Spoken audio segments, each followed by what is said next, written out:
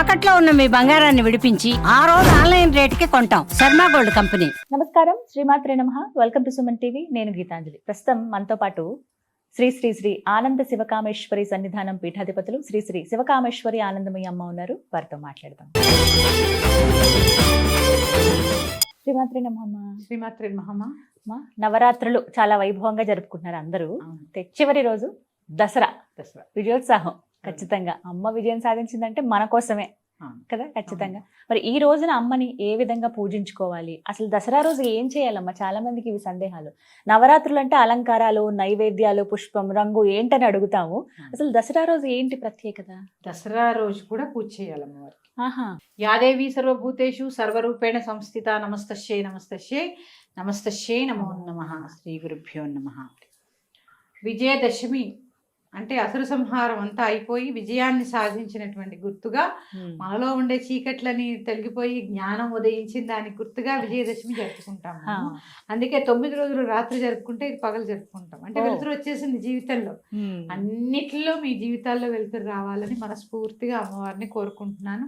అమ్మవారి ఆశీస్సులు మీ అందరిపైన ఉండాలని కోరుకుంటూ విజయదశమి శుభాకాంక్షలు. మీకు కూడా అమ్మా శుభాకాంక్షలు. ఇక విజయదశమిని ఎలా జరుపుకోవాలి? ఇప్పుడు ఒక్కొక్క రోజు ఒక్కొక్క అవతారము, ఒక్కొక్క అర్చన చెప్పుకుంటూ ఉన్నాం కదా.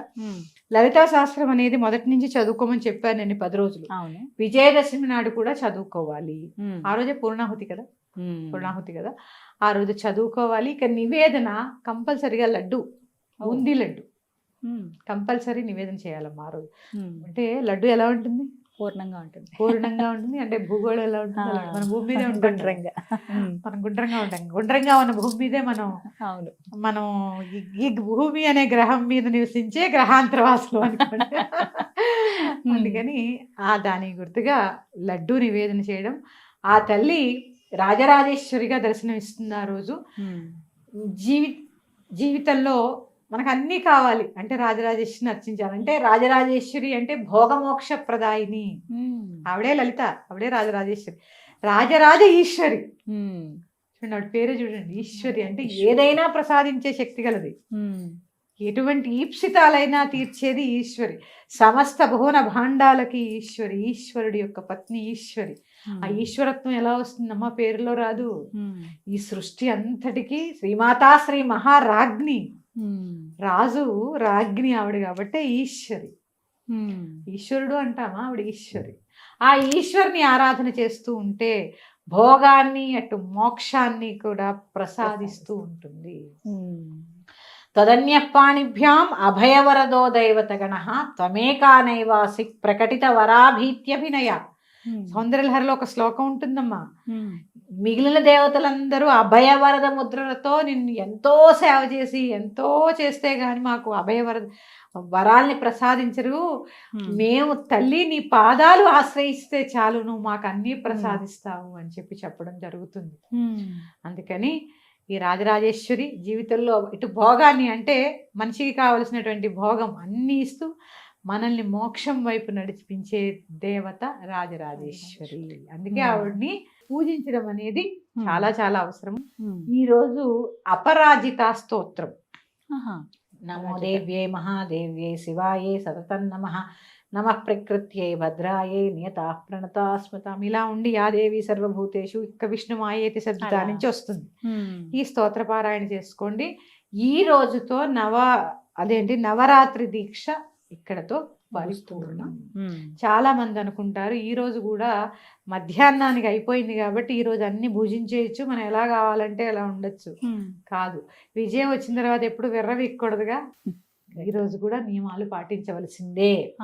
ఏకభుక్తం అంటే భోజనానికి ఏమి ఉండదు, శుభ్రంగా వండి పెట్టాలి. అమ్మకి వాళ్ళ అన్ని వండాలి. మాంసాహారం తినరాదు, మైథనం కూడదు ఈ ఒక్కరోజు. ఏకాదశి నాడు ఉద్వాసం చెప్పమని చెప్తాను. కొంతమంది విజయదశమి నాడు పూర్తి చేసేసి ఇంకా ఎందుకంటే రాత్రులు అయిపోయాయి కదమ్మా. విజయదశమి నాడు పగలు పూజ చేసేసి ఉద్వాసం చెప్పేస్తారు. కానీ ఉద్వాసం చెప్పేచ్చు, కాకపోతే నియమాలు మాత్రం కంపల్సరీ. ఆ రోజు కూడా బ్రహ్మచర్యం పాటించండి. ఆ రోజు కూడా చక్కగా సాత్వికమైన భోజనం, పండగ కదా అని అన్ని తినేయాలంటే అన్ని తినాలి. ఏది రకరకాల సంపూర్ణ భోజనం చేయాలి. చేయాలి.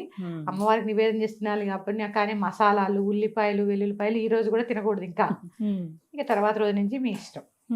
మాంసాహారం మాత్రం ఎట్టి పరిస్థితుల్లో భుజించరాదు. ఎంత దీక్ష చేసి ఆ రోజు మళ్ళీ జీవిని హింసించి తినడం అనేది చాలా తప్పు. అలాగే ఆ రోజు సెమీ పూజ చేస్తారు కదమ్మా విజయదశమి రోజు, ఎలా చేయాలి అసలు? తప్పకుండా చెప్తానమ్మా. సెమీ పూజ శత్రునాశనం. అంతఃకరణ శత్రువులు, బహిర్గతంగా శత్రువులు ఇప్పుడు కలియుగంలో చాలా ఎక్కువ కదా.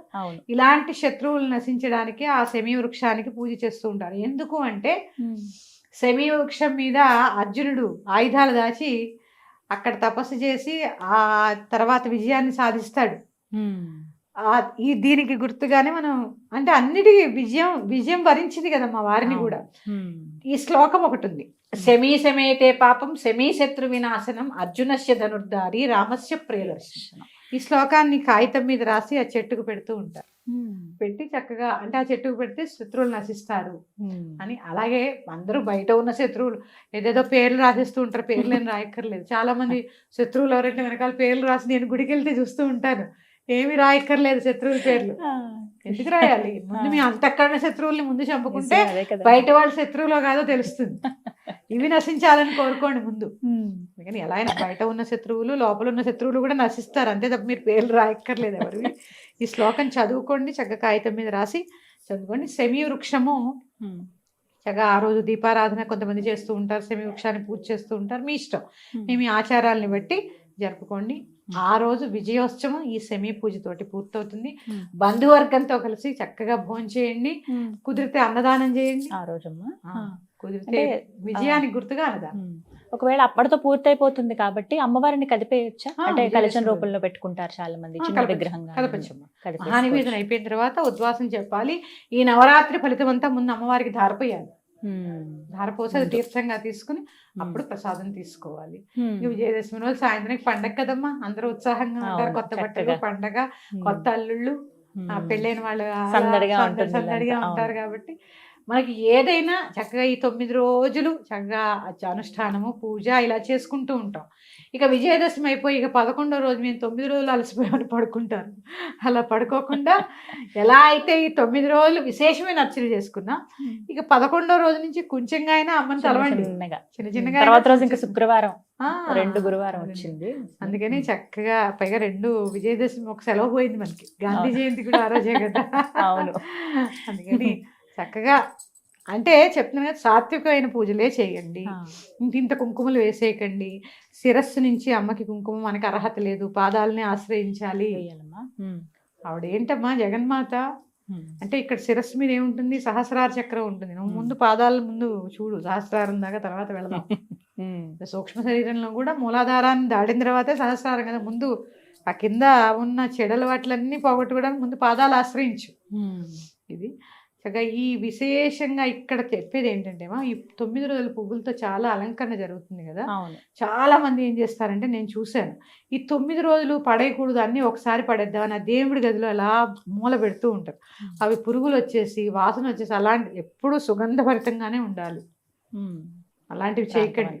సాంబ్రాణి 2 పూట్ల వేసుకోండి, 2 పూట్ల వేసుకోండి. తెల్ల ఆవాలు దొరుకుతాయి.